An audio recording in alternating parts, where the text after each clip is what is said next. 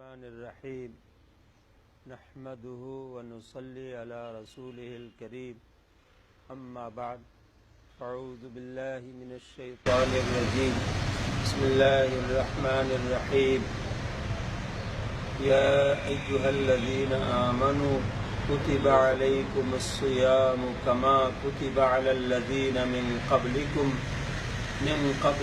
لعلكم تتقون صدق الله العظيم وقال رسول الله صلى الله عليه وسلم من صام إيمانا واحتسابا غفر له ما تقدم من ذنبه أو كما قال عليه الصلاة والسلام۔ رمضان شریف کا مہینہ مبارک مہینہ ہے۔ اس مہینے کو عظیم مہینہ حدیث میں کہا گیا ہے، مبارک مہینہ بھی کہا گیا ہے۔ اس مہینے میں اللہ تعالی مومن کا رزق بڑھا دیتے ہیں۔ اس مہینے میں اللہ تعالی عبادتوں کا ثواب بھی کئی گنا زیادہ کر دیتے ہیں۔ روزہ یہ اردو کا لفظ ہے، اس کو عربی میں سیام کہتے ہیں، روزہ۔ ہندی میں اس کا مطلب ہوتا ہے تپسیا، کھانے پینے اور جماع سے رک جانا، ان تین چیزوں سے رک جانے کا نام روزہ ہے۔ روزے کے معنی جو عربی کا لفظ ہوتا ہے صوم یا سیام، اس کا معنی رکنے کے ہیں۔ تو بندہ اس مہینے میں اللہ تعالیٰ کے مرضی کے مطابق کھانے سے رک جاتا ہے، پینے سے رک جاتا ہے، جماع سے رک جاتا ہے۔ اس واسطے اس مہینے کو روزے کا مہینہ کہتے ہیں۔ اس مہینے کو رمضان کا مہینہ بھی کہتے ہیں۔ رمضان وہ بھی ایک عربی لفظ ہے، اس کا مطلب ہوتا ہے جلنا۔ رمضان شریف کے مہینے میں جب آدمی روزہ رکھتا ہے، بھوکا پیاسا رہتا ہے، تو گویا کہ اس کا جسم ایک اعتبار سے جلتا ہے۔ اس جلن کی وجہ سے اور اس میں کمی کی وجہ سے اس کو رمضان کہا جاتا ہے۔ بہرحال اس مہینے کو اللہ تعالیٰ نے مبارک مہینہ بنایا ہے ہر اعتبار سے، اور اس مہینے میں روزہ اللہ نے فرض کیا۔ روزے کا مطلب بتلایا میں نے کہ کھانے سے رک جانا، پینے سے رک جانا، جماع سے رک جانا، یہ جو تین حالت ہے، یہ تین حالتیں فرشتوں کی ہیں۔ فرشتے کھاتے پیتے نہیں ہیں، اور وہ نفسانی خواہشات یعنی جماع مباشرت سے بالکل رکے ہوئے رہتے ہیں، اور یہ کیفیت روحانی کیفیت کہلاتی ہے، ملائکہ والی صفت کہلاتی ہے۔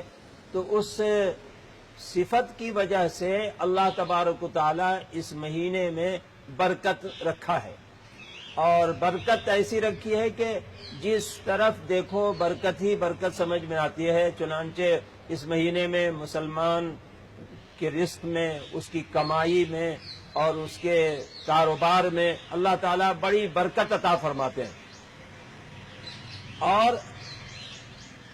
12 مہینے ہوتے ہیں سال میں، ایک مہینہ ایسا بھی ہوتا ہے دنیا کے اعتبار سے کہ پیداواری مہینہ ہوتا ہے۔ جیسے کسان کے لیے پیداواری مہینہ ہوتا ہے کہ وہ دھان کی پیک لگاتا ہے، جواری لگاتا ہے، کوئی اور چیز لگاتا ہے، تو سال میں کہیں ایک بار پیک ہوتی ہے، کہیں 2 بار ہوتی ہے۔ تو جب پیداواری مہینہ ہوتا ہے، اس پیداواری مہینے میں ہر طرف پیداوار، اناج دانہ وہی نظر آتا رہتا ہے۔ اسی طرح سے یہ مہینہ اللہ تعالیٰ نے برکت والا رکھا ہے، تو ہر طرف برکت ہی برکت رہتی ہے۔ وہ بازار میں جاؤ تب بھی، گھر میں رہو تب بھی، باہر رہو تب بھی، اور ہر طرف یہ سمجھ میں آتا ہے کہ اللہ کی رحمت مل رہی ہے.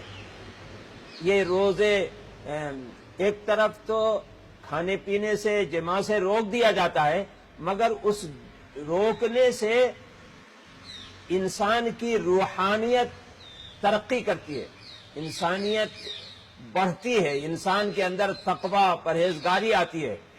اور روزے کو اللہ تعالیٰ نے اسی لیے بنایا ہے کہ روزہ اس واسطے ہم نے تم پر فرض کیا ہے کہ تاکہ تم پرہیزگار بنو.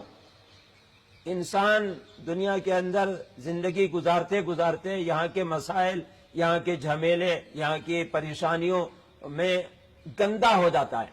اس گندگی کی وجہ سے اللہ تبارک و تعالیٰ اس کو پاک کرنا چاہتے ہیں. تو روزانہ تو نماز کے ذریعے، صدقہ خیرات کے ذریعے اور نیکی کے ذریعے پاک ہوتا رہتا ہے، مگر ایک پاکی بڑی پاکی ہوتی ہے. جیسے آپ پیڑ کو تھوڑا تھوڑا پانی ڈالتے رہتے ہیں تو وہ پودا ترقی کرتا ہے، زندہ رہتا ہے.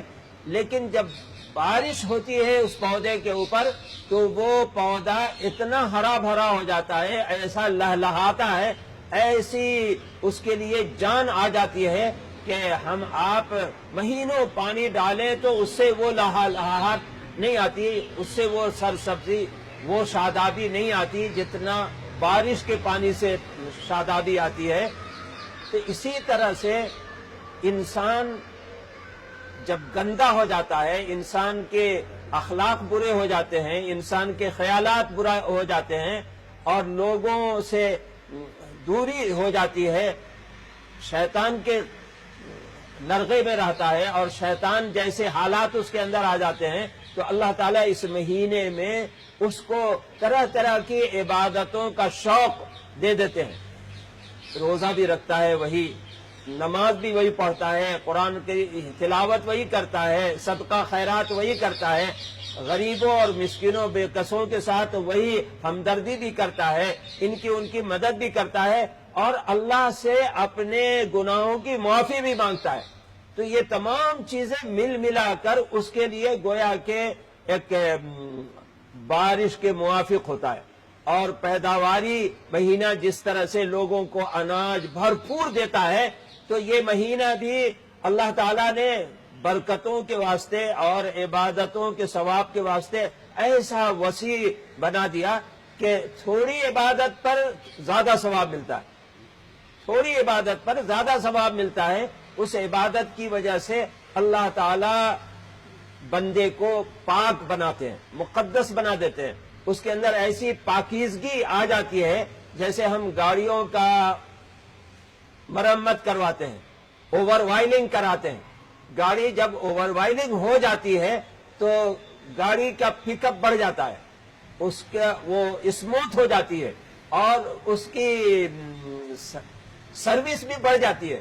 یہی حال ہمارے انسان کا بھی ہے کہ ہم 11 مہینے تک مختلف حالاتوں میں رہتے رہتے، گندگیوں میں، برائیوں میں رہتے رہتے ہمارے حالت دھیمی ہو جاتی ہے اور اللہ تک پہنچنے اور تقرب کے واسطے، اللہ کے یہاں جو تقرب ہوتا ہے، اللہ کے نزدیک جو انسان کا درجہ ہوتا ہے، اس درجے سے انسان کافی گھٹ جاتا ہے. لیکن جب یہ مہینے میں بندہ اللہ کو یاد کرتا ہے کئی عنوان سے، تو اس کے اندر تقوی آ جاتا ہے، اس کے اندر پرہیزگاری آ جاتی ہے، اس کے اندر فرشتوں کی صفت اللہ تعالیٰ لے آتے ہیں. اور فرشتہ جو ہوتا ہے وہ بہت ہی جوہری انداز کی مخلوق ہے، اس کو سب لوگ نہیں دیکھتے ہیں، ہم آپ نہیں دیکھتے ہیں، لیکن اللہ کی مخلوق ہے وہ.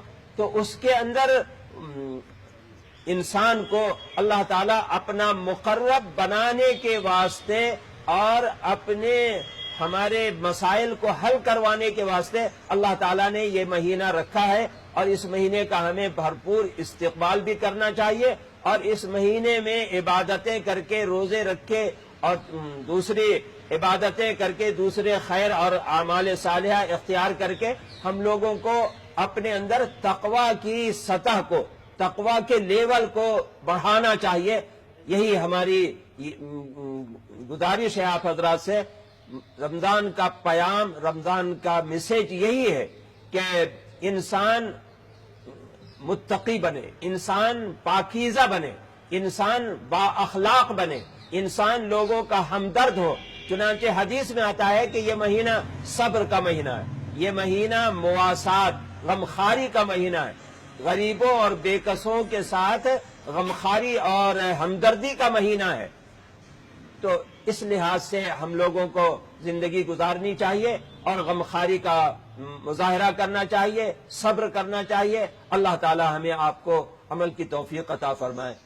میں اس موقع پر ہمارے کلیم صاحب کا، ان کے ساتھیوں کا ہم بہت بہت شکریہ ادا کرتے ہیں کہ آپ تک میسج اور رمضان کے پیام کو پہنچانے کے لیے انہوں نے ہم سے ربط پیدا کیا اور ہم کو بات کرنے کا موقع دیا۔